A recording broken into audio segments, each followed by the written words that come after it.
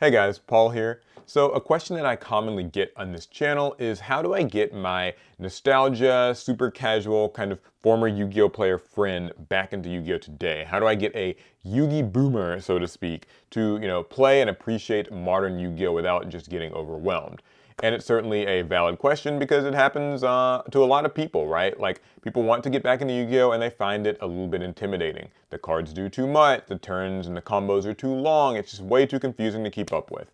But instead of having another video where we just trash modern Yu-Gi-Oh! I actually wanted to share some of the, I guess, techniques and things that I've been using to get my own friends back into Yu-Gi-Oh! Or at least sort of simplify it down for them.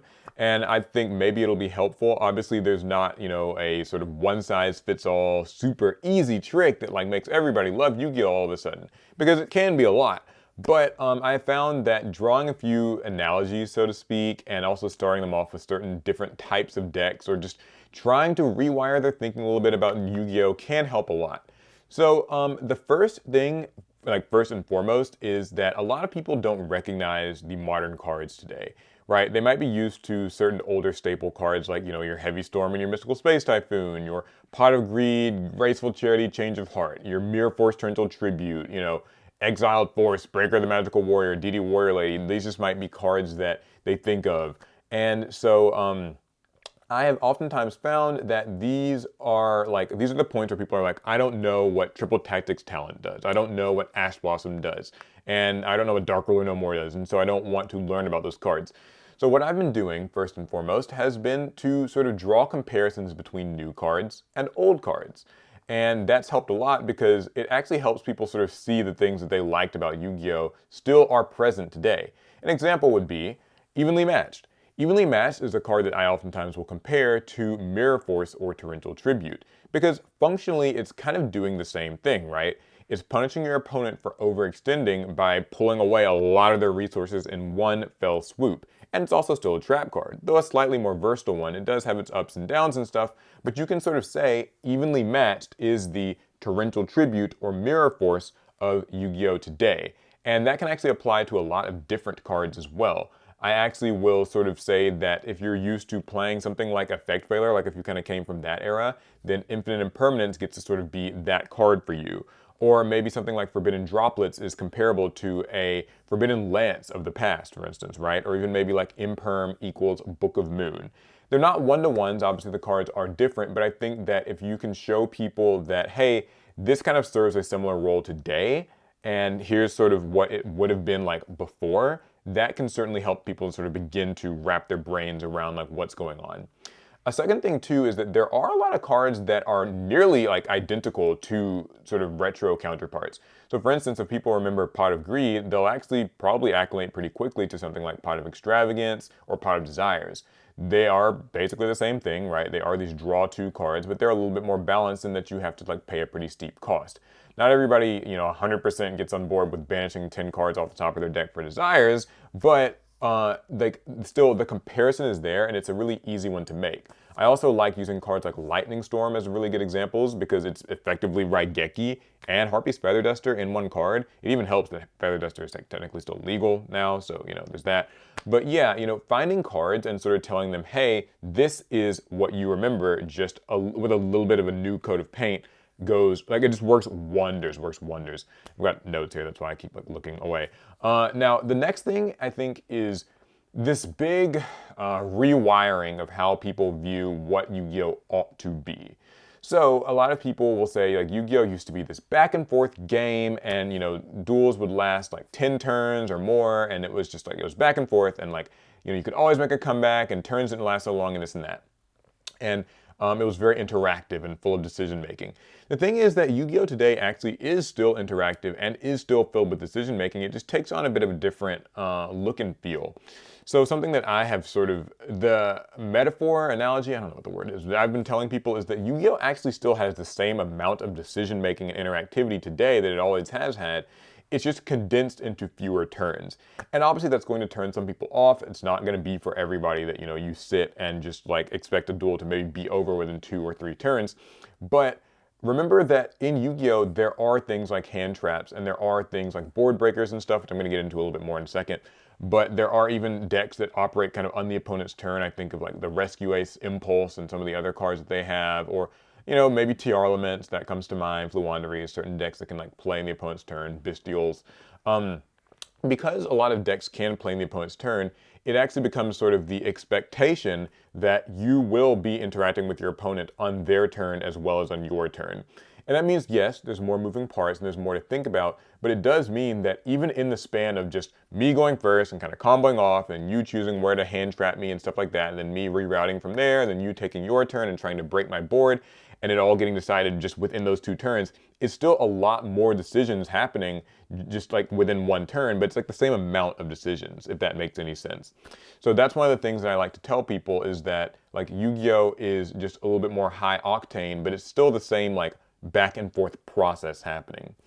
And then the next thing that I wanted to bring up too is that people will look at, big boards that get made by combo decks and sort of see it as, I just can't do anything. And this is a totally fair one, right? Like, especially if you hop into something like Master Duel, which I think even more so than the TCG, can be excruciatingly like, is heavy-handed with the pile deck that makes, 5 huge boss monsters, Apollousa, Barone, Chaos Angel, Borreload Savage, Thunder Dragon Colossus is in there, and something else, IP Masquerena waiting to link off into something else.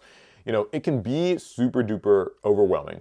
But I actually try to use a really kind of sneaky old analogy, which is, if you remember the old Yu-Gi-Oh video games, which a lot of sort of Yu-Gi boomer types or, retro heads might have played, some of those older games actually had these like puzzle modes where you were put into a situation and you had to work your way around it with a given set of cards.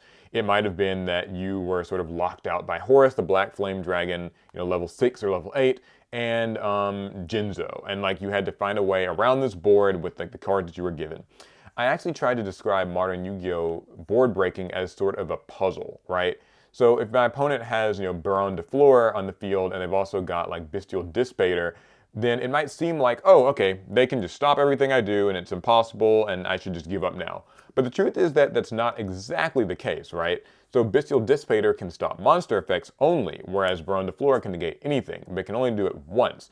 And so when you look at the cards in that way, it's like, all right, I just need to pick what I bait, depending on what the threats are. If I want to bait an Omni Negate, then any of the cards in my hand could technically do it, whereas I only have to worry about Bystial Dissipator if I've got like a monster effect that I'm trying to resolve. And so there's loads and loads of examples. So like obviously different boards are going to require different things. But I think that helping to teach people like that, it's not just that every monster is an Omni Negate for everything, but rather that different monsters present different specific threats and you can kind of work around them like a puzzle, has been something that's been really effective for me. And going a little bit further than that, I have found that giving people going second decks, right, like decks that are kind of about breaking boards, has been extremely, extremely effective. I actually think that it does a really great job because it is easy enough for a newcomer or like returning player to understand on a base level. You can just use cards like Dark Ruler No More, or use Kaijus, or use like, your Lightning Storms, your evenly matched, like Super Poly, whatever. And it lets them feel pretty good about like instantly getting rid of the problem in one fell swoop. That's actually why I think you'll find a lot more kind of casual or just beginner level players could gravitate towards like, running the raw sphere modes and super polys, because if you don't want to have to think about everything, it's a good way to have an answer to it just all at once. And so I've kind of been just like, hey, if you want to get started, these could be good places to start if you're feeling like overwhelmed because they solve the problem pretty quickly. However, there is a little bit of nuance to it where by running those decks, you will start to kind of read cards a little bit more because you can't necessarily use Super Poly on every single field, so you do have to pay attention to monsters' types and monsters' attributes. Also, you can't just necessarily hope that evenly matched is going to bail you out because certain monsters can negate it, so you will have to learn a little bit about like what do I Omni Negate first, or like what Omni Negate do I bait first. Or with Kaiju, since you can only Kaiju one thing because your opponent can't have like 2 Kaijus in the field, then you have to pick, okay, what is the biggest threat that I can use my Kaiju monster on, and then how do I bait something else after that? And so I think that those kind of tend to be the best decks to use, especially if you can give them something that maybe OTKs right after that. Like I think Hero decks can be kind of good because they go second and they kind of just like push through the board, and that's kind of nice. But yeah, I find that like giving people going second decks with board breaker cards tends to work wonders, maybe even more so than giving them just hand traps. Because hand traps mean that they have to really know exactly what's going on in the combo so that you can find like a choke point.